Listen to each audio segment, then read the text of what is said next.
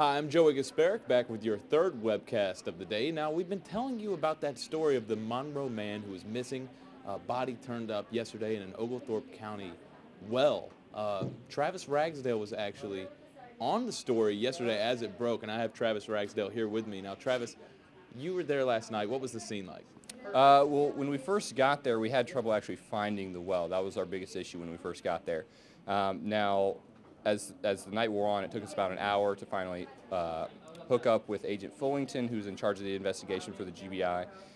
We then met up with the two gentlemen who found the body in the well, and they directed us to where the well was. When we got to the scene, things had quieted down a little bit. The GBI mobile crime lab was still on the scene, and there were some sheriff's deputies there as well, but it kind of calmed down once we'd gotten there.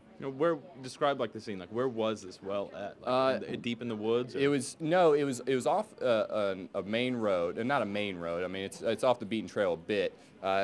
It's behind an abandoned house. On some hunting grounds that these two gentlemen that we spoke to own.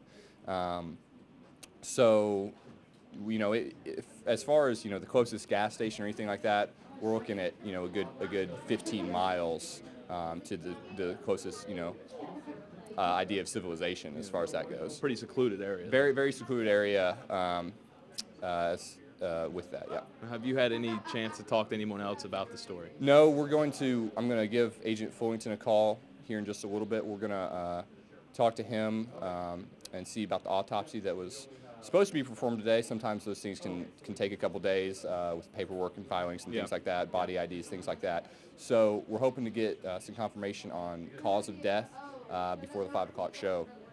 Before we go. Okay, now what time was it last night? Whenever you were at the scene. We arrived at the scene about 6:45 in the area at least, and then we did not leave sheriff's office until about midnight last night.